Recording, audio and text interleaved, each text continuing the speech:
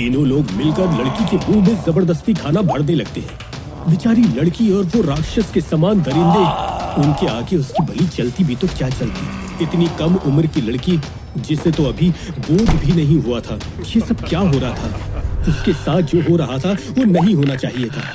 वो तो अभी छोटी सी बालक थी, लेकिन वासनाओं के घेरे ने उसे घेर लिया था। मौत मांगे तो उसे मारा जाता था, बस जिंदा रखने के लिए खाना खिलाया जा रहा था। अगली सुबह बॉस लड़की के कमरे में जाता है। लड़की की हालत देखकर जोर से चीखता है, काडू काडू। काडू फिर से भाग कर आता है। Yes boss. बॉस काडू को गाली देने लगता है। ये क्या है? इसके बदन को देख, कितनी बदबू आ रही है इससे। इसके जल्दी से कपड़े बदल, इसको नहला जल्दी से। बॉस मैं किसी फीमेल को बुला कर लाता हूँ। नहीं साले, तुझे किस लिए रखा मैंने? तू क्या करेगा फिर? लेकर जा इसे अभी और तैयार करके ला। ठीक है बॉस, आप बैठिए, मैं अभी इसे तैयार करके लाता हूँ। जैसे ही काडू लड़की को छूता है, बॉस जोर से चीखता है, ए साले, तू छुएगा इसे? बॉस अपनी गन निकाल कर लाता है और काडू के सर पर तान खड़ा हो जाता है। ये क्या बॉस? ए काडू, ये क्या है जानता है ना? बॉस माफ कर दीजिए मुझे। इतना कहते ही काडू बॉस के पैर पकड़ लेता है। ये एक बुलेट तेरी खोपड़ी के परखच्चे उड़ा देगी। खौफ कहाँ गया मेरा? बॉस मुझे माफ कर दो, आगे से नहीं छूऊंगा। बॉस काडू को लात मारता है और काडू जमीन पर गिर जाता है। और साले, और अपने कपड़े चेंज कर, और ये जो पैंट है ना, उसकी जगह पेटीकोट पहन, और शर्ट की जगह ब्लाउज पहन। भाग यहाँ से, और जितना जल्दी हो सके तैयार होकर आ। बॉस चेयर पर लेट जाता है और कॉफी पीने लगता है। तभी काडू ब्लाउज और पेटीकोट में रेडी होकर आता है। सब काडू को इस हालत में देखकर हंसने लगते हैं। काडू बॉस के सामने आता है।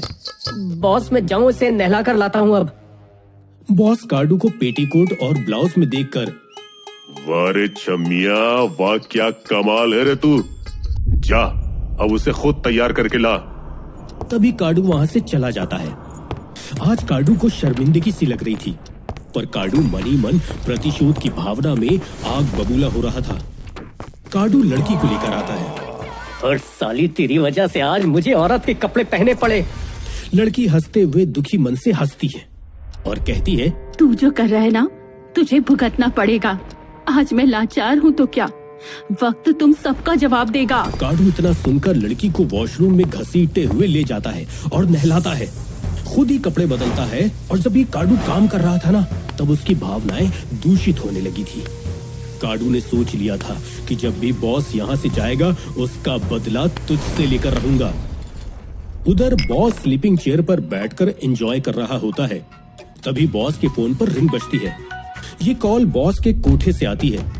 इसका खुद का एक कोठा है जिसमें जिस्म परोसा जाता है, हवस बुझाने के लिए, और ऐसे तमाम काम इसके साथ, जैसे कि दारू, चरस, गांजा, सब ऐसे धंधे करता है। तभी बॉस कॉल उठाता है।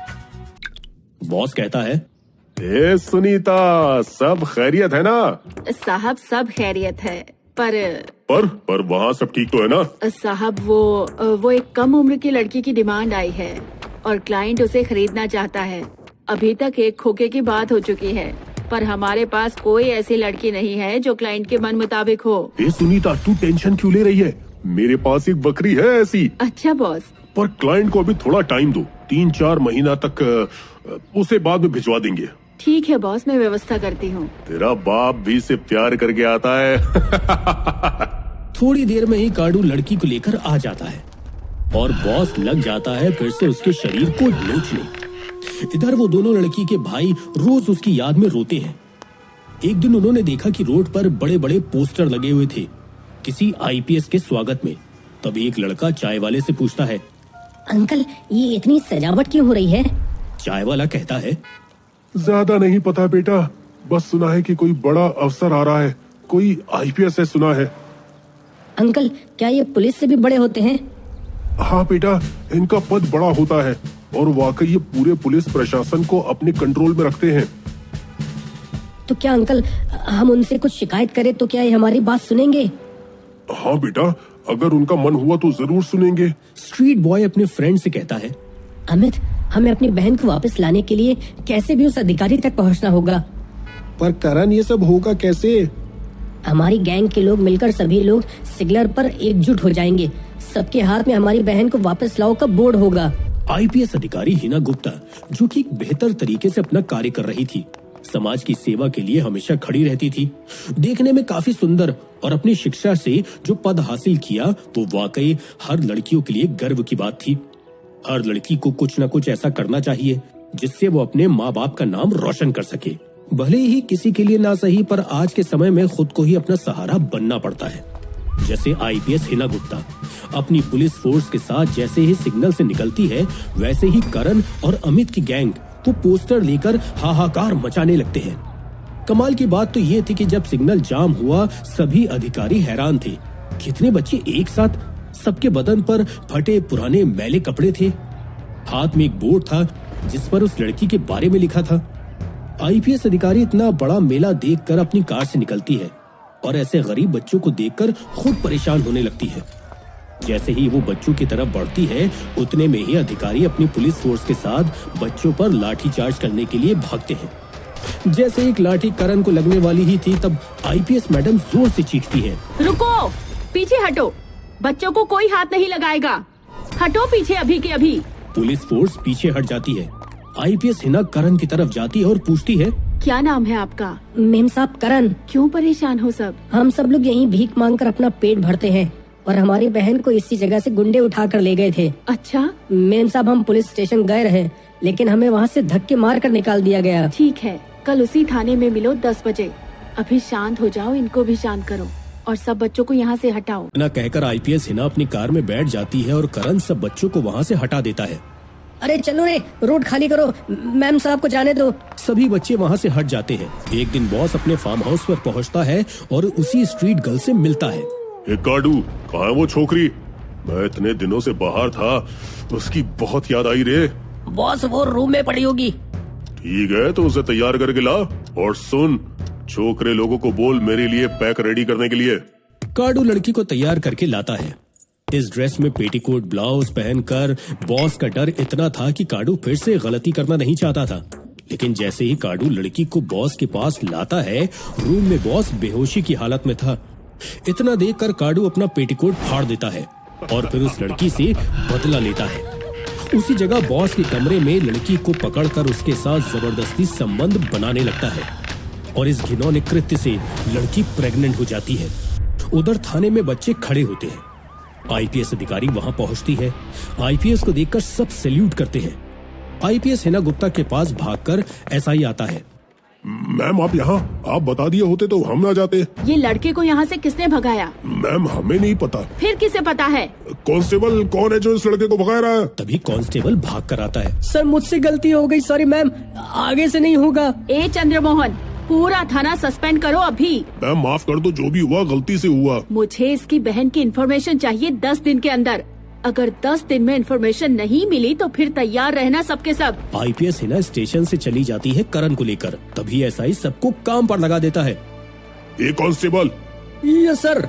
सिग्नल के सारे सीसीटीवी फुटेज निकालो, अभी से लग जाओ सब। ठीक है सर। आईपीएस हिना करण को अपनी कार में बिठाकर ले जाती है।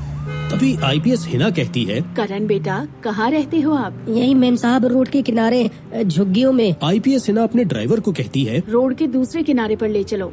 जी मैडम। मैम आप मुझे यहीं छोड़ दीजिए, मैं चला जाऊंगा। नहीं बेटा, मैं छोड़ देती हूँ।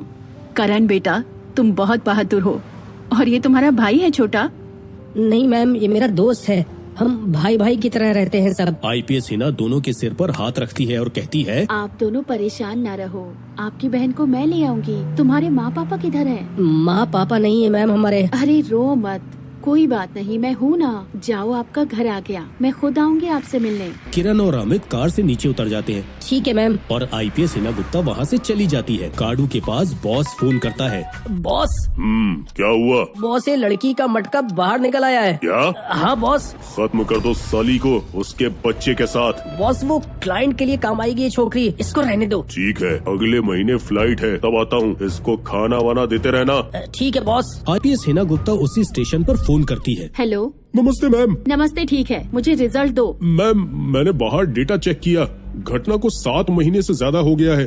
सारे लोग सीसीटीवी फुटेज ढूंढने में लगे हैं। ठीक है, मुझे अपडेट करो जल्द से जल्द। Okay ma'am. सर ये देखो, कार का नंबर ठीक से नहीं दिख रहा है। थोड़ा जूम कर और इस कार को सीसीटीवी फुटेज से फॉलो कर।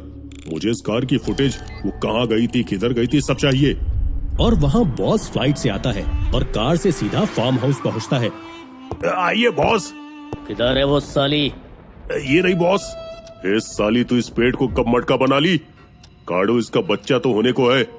सुन, तू ऐसा कर, इसका रेड लाइट एरिया वाले एरिया पर छोड़ कर आ। वो सुनीता संभाल लेगी इसे। ठीक है बॉस।